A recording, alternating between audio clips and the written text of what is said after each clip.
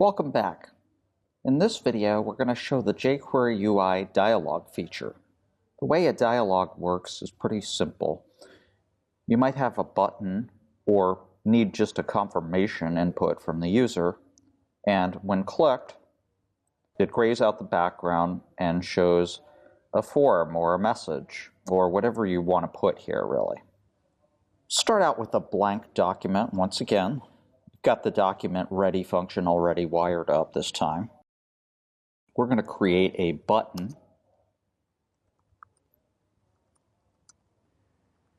We're going to pretend that this is a button that says login on it, that when clicked, the user will be prompted for their login information. Give it an ID of login button, and we'll just say login right on the text of the button. Nothing fancy. We're also going to have that form input that is hidden. We'll put that in a div tag, and we'll call it login form for right now. And we'll give it a class of hidden. Inside of this, we'll create an input for the username. Give it a type of text. We'll give it a width of 200 pixels. Above this, we'll put a label for this control username. And we'll just put the text username in there. And then we'll do the same thing for password.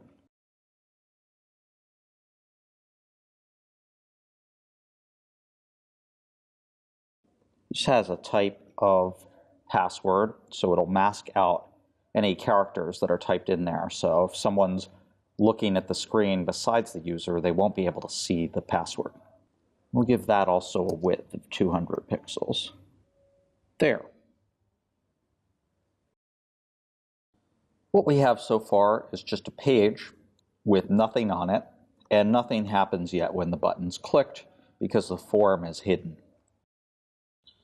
In order to make a dialog appear, just wire up an event to button click, which has an ID of login button. We'll attach the click event, as we've done in previous examples. And then we just select the ID of this form up here on line 19. And we call the jQuery UI dialog function on that, and it'll show the form in a dialog box. Let's take a look at that. There. It's formatted according to the default jQuery UI theme, which is specified up here on line 12 in this CSS file. It also, by default, puts a close button on it and allows you to drag the dialog around the page.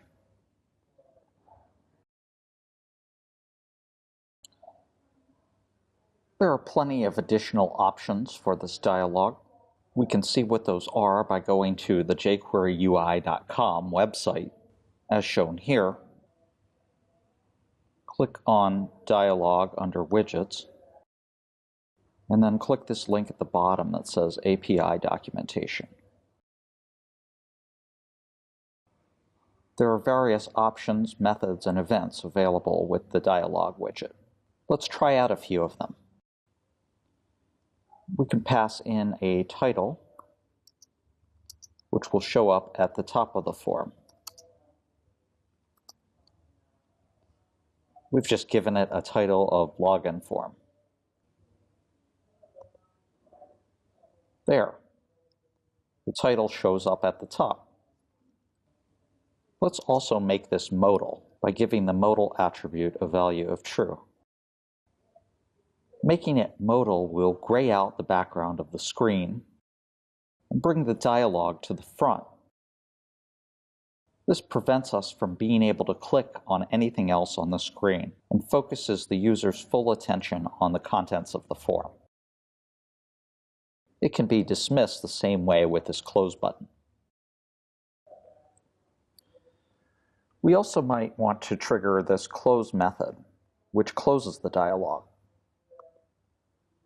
There's an example right here, and we'll do pretty much the same thing in our code.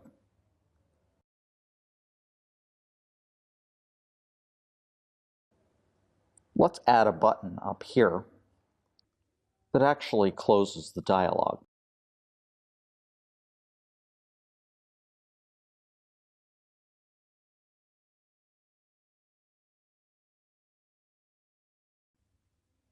We'll give this a value of cancel.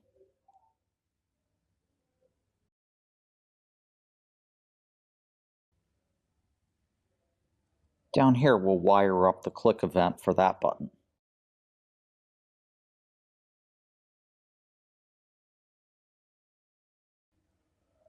The close event can easily be triggered by selecting the dialog, which is this div tag up here on line 19. We've called login form. We need to call the dialog function again because jQuery has just selected the HTML tag, and the method closed must be called against the dialog itself. So this will give us the full dialog. Now we just trigger the close method by passing it close as a string. And of course, this needs to be an ID selector right here, since we've given this form an ID of login form. Let's take a look at this.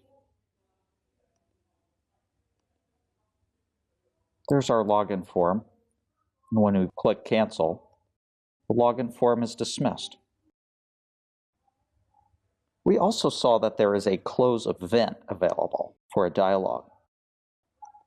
The close event is different from the close method in that it is triggered when the dialog is actually closed. This is a good place to put cleanup code, things you want to do after the dialog has disappeared.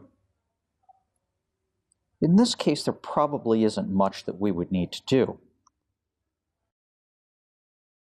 However, we can demonstrate this functionality anyways.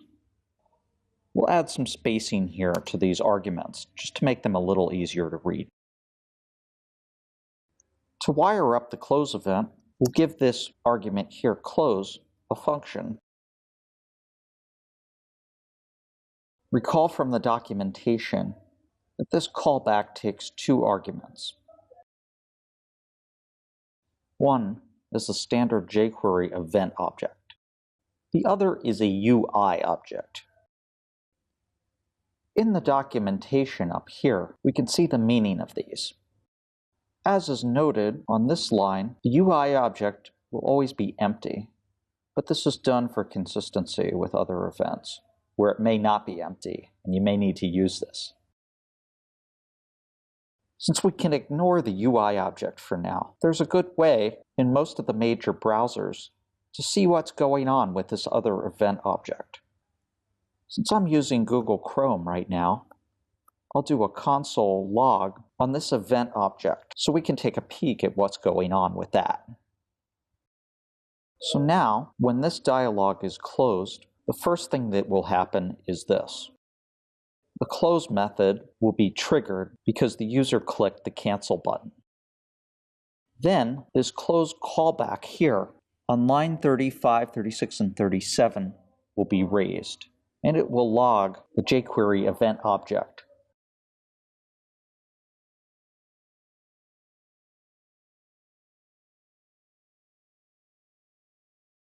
There's the jQuery event object.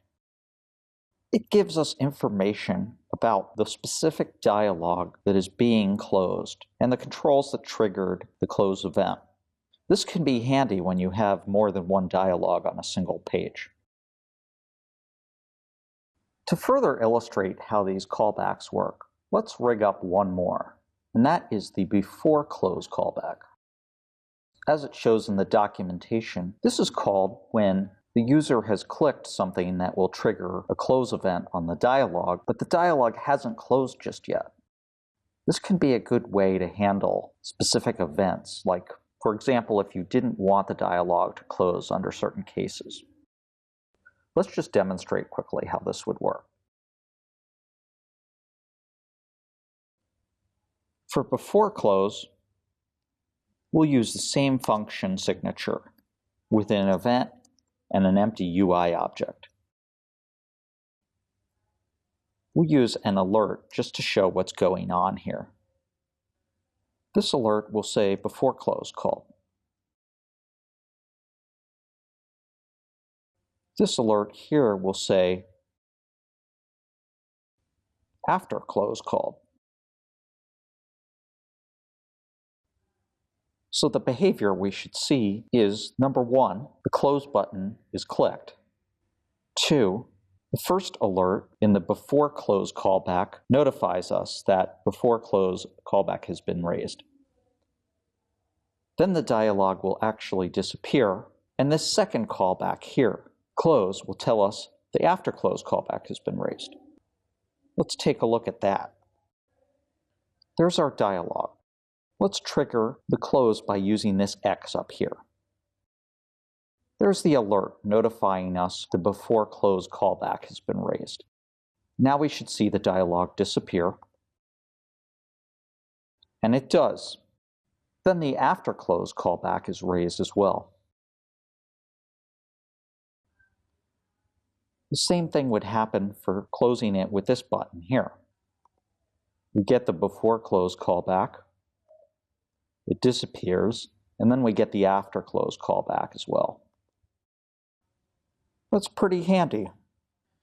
We can see that jQuery UI behaves in a consistent way. In the next videos, we'll be taking a deeper dive into some of the additional jQuery UI features.